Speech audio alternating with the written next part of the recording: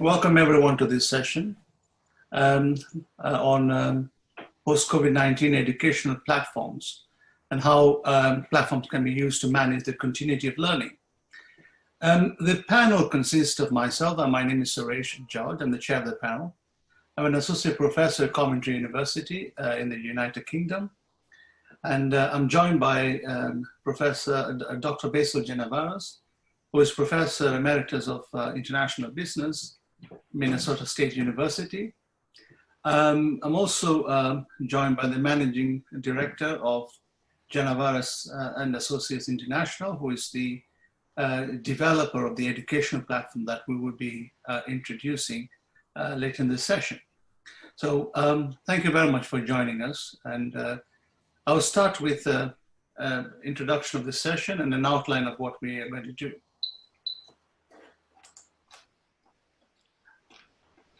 Now, we will start with a 10-minute presentation on defining the online space and how academic legitimacy is going to be generated in the new normal online space.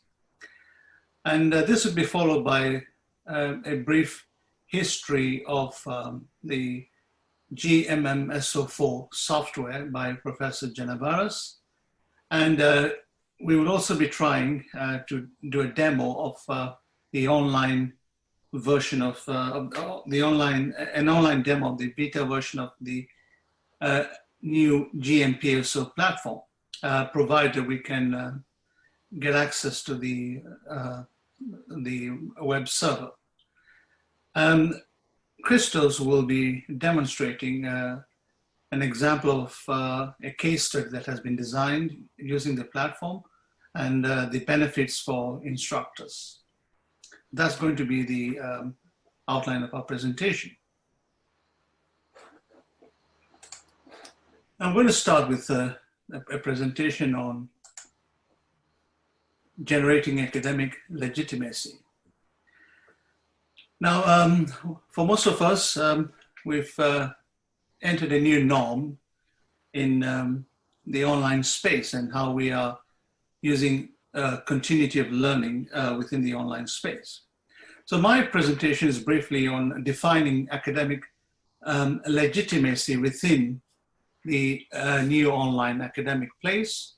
And I start by reviewing the concept of academic place, looking at some of the components of what is an online space and how educational platforms like what we will be demonstrating today can help create both pragmatism and legitimacy in the online space. So first of all, let's start with the premise of this panel. Now, for centuries, our understanding of how the academic world evolves has revolved around the concept of a place, a physical, traditional place, where academics have offered programs, courses as a bundle, where we've packaged academic legitimacy into the concept of a place. The physical business school, for example, in our case, is surrounding academic and physical infrastructure. Now, for the place, the traditional academic place has been subject to disruptions even before we've had the current COVID-19 disruption. So the place was being challenged by falling numbers on some of the academic programs. We've seen it being challenged by globalization and the rise of digitalization. We've seen a slow influx of online providers of business education.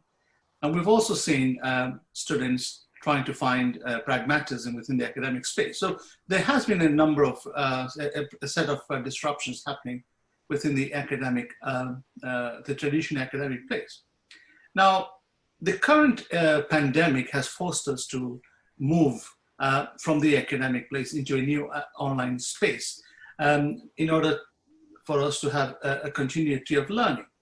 And what we've seen here is that the new online space has evolved, particularly in terms of trying to define what is called the academic legitimacy.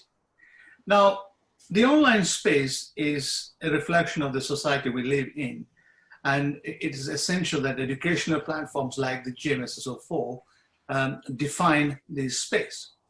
So what we have seen is that the new online space, or what we would define as the new reimagined student place, has been reinterpreted in terms of technology as well as globalization, and also the needs of the students. So for example, we've seen that students have moved from a consumption-led academic model to more of a collaborative model where students are consultants and facilitators of pedagogy. And this transition has been enabled by educational platforms like the GMMSO 4. And this is a premise that we are trying to introduce in this concept. So we have seen that, I mean, for the last 20 years, we've seen massive online influences from technology. We've seen, for example, curation happening. We've seen knowledge transformation from curation happening. We have seen the rise of social virtual learning environments. And we've also seen the more recent massive open online courses. And this has provided universities with both an opportunity and challenge to define what is called the academic place. And this is where educational platforms like ours come into place. Now, the challenge of the online space can be defined across 5 separate aspects. One is the place, the online space, the identity of online teaching, the challenges within that space, and defining legitimacy within an online space. It's also defined by the disruptions to this space that we see. So there are a number of challenges within the online space, and this is where, online educational platforms like what we are offering today has the potential to define a new form of academic legitimacy. Now, the educational platforms like the GMMSO 4 and the GMPSO define academic legitimacy on the perspective of pragmatism. So in other words, we are trying to bring the real world of business, trying to bridge the gap between academic theory and legitimacy through online educational platforms. And this is one of the biggest challenges for any academic provider moving into an online space. So what we see in this context is that platforms like the GMMSO 4 or the new GMPSO 4 has the ability to move across these challenges and provide real academic legitimacy. Now, there are a number of issues. For example, we've had environmental shocks. We've had a rise of non-traditional academic providers. But realistic educational platforms like the GMPSO or the GMMSO 4 have the ability to transform the online academic space. So I'm going to leave the presentation at this point with asking you to leave you with some key takeaways. One is that given what we have seen in terms of how educational platforms have managed to create a continuity of learning, they are here to stay.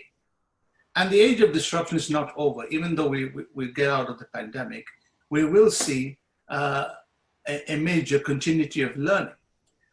This combined with the ability of technology to provide a flexible academic context to the students of tomorrow who are demanding micro-learning or micro-credentials will create a more sustained demand for platforms like the GMMSO 4, which can help create academic credibility for instructors, can also help define the new academic place, and also allow the creation of a student identity. So I'm going to leave my presentation with these key takeaways, and we'll be inviting Professor Janavaras to explain the background to the GMSSO 4 and also a brief intro into the new beta version of the GMPSO. Thank you. Professor Janavaras. Thank you, Suresh. And good afternoon, and good morning for some of you, but good afternoon. Let me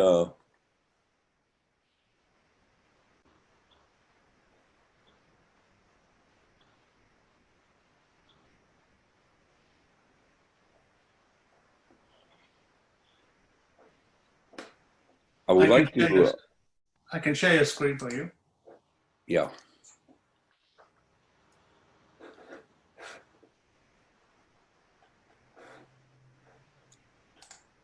Can you see my screen? No, we cannot see your screen. Do you want me to share your presentation? Yeah, please.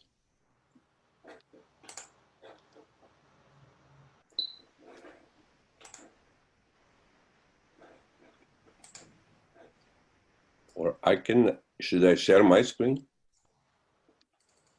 Try if you can share your screen. Otherwise, I've got your presentation here. Can you see my screen now? No. I have it on the screen. No, but I can.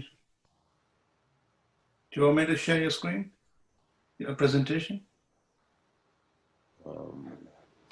Yeah, please. Or try once more if we can share your screen.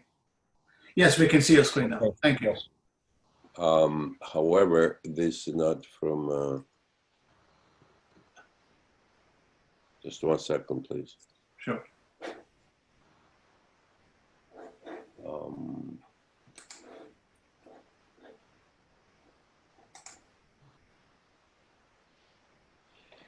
Can you see the screen? Yes, we can. Yeah. Thank you. So I will go over the, as my philosophy professor used to say, the historicity of the global marketing management system online software, along with the present status of it and what I consider to be the future, as Professor George indicated, of online teaching. The GMMSO software is a project-based tool designed to be used for international business projects or as part of courses such as Principles of International Business, International Management, Global Marketing, Strategy, and of course, strategy itself. It can also be used as a basis of an online-based international business course, which has been used over the last 2 decades. GMMSO addresses one of the most critical challenges faced by academics, including myself, over the last 50 now years, since the actually beginning of IB, of which I have been a member since 1972. And that is to bring the real world of business into the academic teaching and training environment. I will ask you to kindly ask you to log in, register for the software. But before I do so, let me continue. This is the platform, basic platform of the software. It consists of 3 different modules. The first module, understanding the company's strategic position. Once the project is assigned, students will select an industry and a company along the company's product lines or services. They complete Module 1, then they proceed to Module 2. And in Module 2, an effort is being made to identify countries with the highest market potential for the software, for the project. And then once the country with the highest market potential is determined, they will proceed to develop the international business plan and, of course, the entry strategy for the chosen country along with the company's products and services. Christos Zoubos, the marketing director of JAI, will go over a case study which he used and completed as a project to assist a company to internationalize, in fact, enter the US market.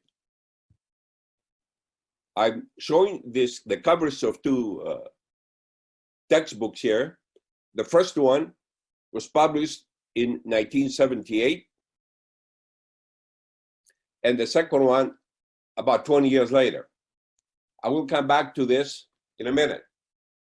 So, in my particular case, as I indicated earlier, I have been a member of the AIB since 1972. I have met all the, what I consider, 5 major key fathers of AIB, such as Farmer, Nert, Payweather, Terpstra, and of course, my very good friend still, Jim Goodnow. The involvement of mine in international business as a professor and practitioner goes back to some 5 decades ago. I served as department chair of the International Business Program, which I instituted in 1974. Then as director of the Global Business Institute, helping companies to internationalize. That's when the existing process of the GMMSO 4 began. So the genesis of the process used to develop global business plans and marketing strategies goes back to those days. In 2000, the first edition of the Global Marketing Management System was developed. It has been used since then. In addition to that, it has been revised 4 times, and we're working on the 5th edition of it, as we will see in a minute.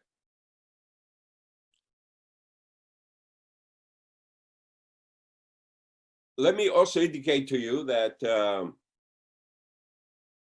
I began looking at the curriculum of IB back in 1974 as a result of my doctoral dissertation, which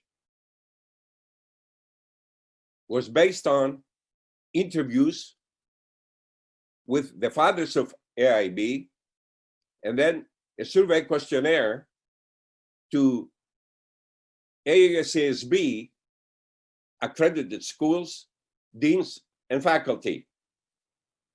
My purpose was to identify, evaluate, analyze the status of AIB from an administrative and programmatic curriculum aspect at the time and make certain suggestions. Since we began to use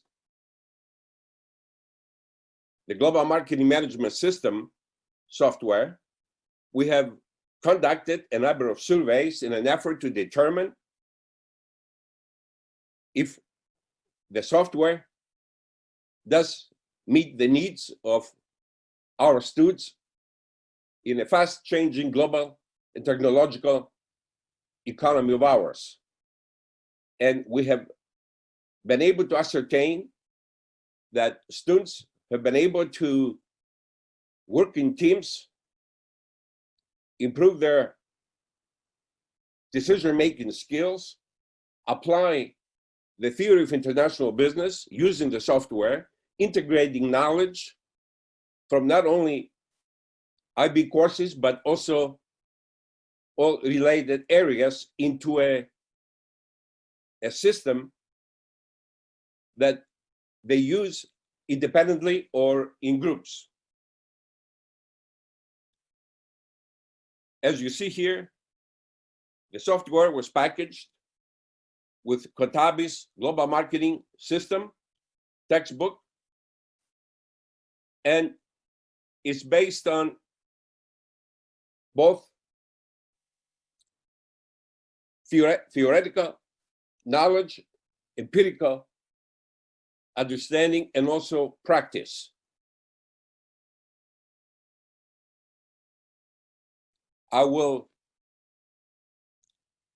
This is an article that was published in the AIB Insights. I will invite you to your convenience, take a look at it.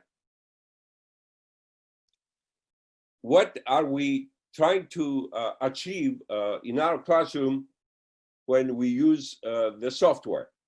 And what are the benefits to our students?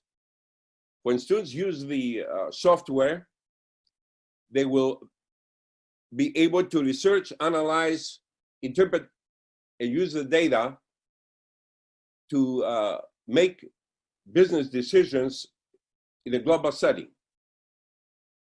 They will apply and learn. They will apply what they learn in the classroom or training environment. They are able to integrate knowledge from all business areas and be able to make decisions in a global context. I invite you to take a look at the software and see for yourself how you and the students can benefit from it. Some of the student benefits continue. They bridge the gap between theory and the world of business. The software, we believe, enhances the understanding of international business and trade. It's interactive. It can be accessed from anywhere in the world. And this is not a simulation.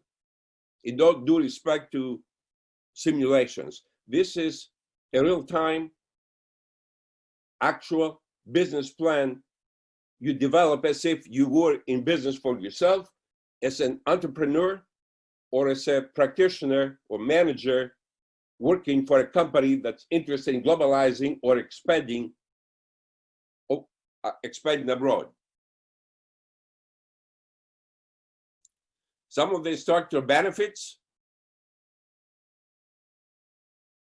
Instructors really do not need to prepare any notes. Everything is provided to them, including an instructor's manual and resources that they can rely upon. Instructors can monitor the students' progress, can provide feedback, can communicate with the students.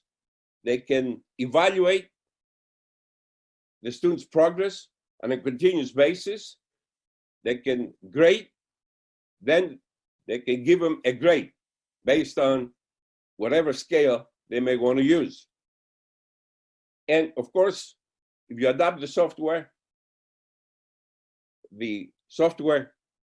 is free to all instructors. And of course, the students have to pay a small fee for the software. If you would like to get started, I will invite you to log in, register, evaluate after you create a course, and let us know how we can best assist you in using the software online or even in a classroom setting. Once you register, you're going to receive a notification from us, and then we are going to approve so that you can begin to use the software.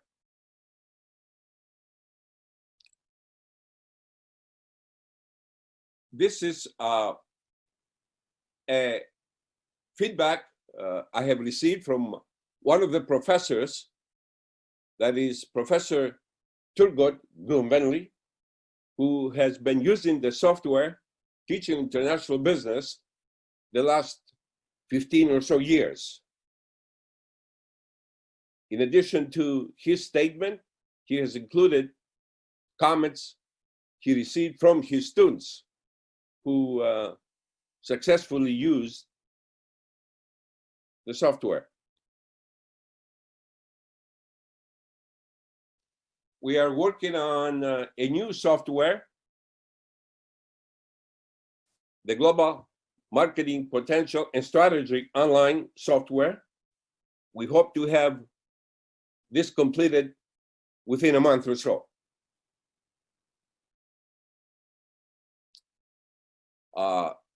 In my concluding remarks, I believe that learning has already become the prevalent method of delivery for IB courses. And I strongly feel that the software can serve as a catalyst between theory and the real world of international business. As stated earlier, it has a theoretical base, but most importantly, provides a hands-on experience for our students, which is ultimately helpful in helping students to enhance their decision-making skills, work in teams, and use the software from anywhere in the world, 24 hours a day. I would like to thank you and invite you to please register for the software. As soon as we receive your registration, you will be activated. And thank you, and have a good conference.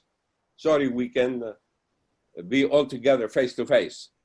This is a great start for AIB, and I look forward to continuing being a contributing member to an excellent organization. Thank you. Thank you, Dr. Janavaras. And now I'm going to invite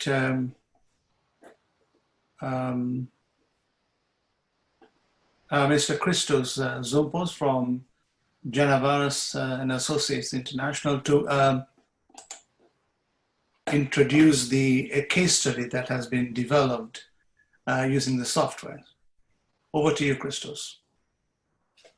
Okay, can you see my screen first? Hello? Yes, we can see your screen. Thank you. Okay, thank you. So good afternoon to everyone. Because of the time limitations, I will only show you some screenshots from a project that was created a few years back based on a GMMSO code and a report, which is a very useful function, especially for the completion of the marking for the instructors. So this is how the software looks like. We can see that in the first screen, we need to add some basic information about the company and the industry that we are going to analyze. At the left part, there is a column which the three modules of the software can be shown, and the students can quickly navigate between parts. So for this project, we analyze the winery from Greece and the local, the domestic industry. And this case, as Professor Janavaras told us, was included in the latest global marketing management system book. So some benefits and let's say some interesting things that for the students when they are completing a project is that they can do it in an interesting way, so they are able to see not only plain text, but well presented graphs for the data that they add. There are many parts that will help the student to assess in let's say extended way the company and the industry, and this has to be completed by the students. Of course, we provide some help to them. So for instance, we have resources which they can use, and some other tools like that will assist also the instructors when they are evaluating the project, like the bibliography. And the most important thing is that students and instructors can interact, as we can see here. So the instructor can provide the feedback, or the students can ask questions can ask questions in real time. The instructor also can provide the scores based on each module and the full report. So a useful function, as I was mentioned before, is the report. The report can be generated by the instructor or the student in a PDF format, the Word format, and at the same time, students can send emails to professor with the whole report, so in order to speed up the evaluation process. So this is how the report looks like. So this is the name of the company, and it's very easy and fast for the professor to assess and evaluate the entire project, even if it's a student project or a group project. So the first part is the executive summary, in which the instructor is able to quickly understand what the student or the group did, and the most important elements of the project that they created. Previously, we saw how the basic information of the company is appeared on the software. Now it's also a well-presented opinion, well-presented box on the report. So graphs are also appear in the report. So again, the instructor has the benefit to see in a comprehensive way the data that the student adds for the project. And we have also tables like the short analysis, in which again the instructor can evaluate the way that the students worked, and other graphs like the suggested entry mode, which can show the way that the data were evaluated by the software. On module 2, which I think is the main advantage of the software, the students can select the criteria, assign weight to them, and the system will automatically collect data from updated databases like World Data Bank, and provide graphs and comparison of the countries that are going to be used from the software. Then again, the students actually select macro, micro, and accessibility criteria. And at the end of every of these parts, the system shows again graphs considering the criteria that were selected. So I think here we have an extended comparison. And after this, the students carry on with an in-depth marketing analysis, which elements like the total market potential and the company sales potential, along with the comparison of the two main competitors from the two top markets are examined. After all this, the system decides which is the best market based on the variables and the weight to each one of them that the student selects, and ends up with the best market. So in this case, we have United States after a comparison with Australia.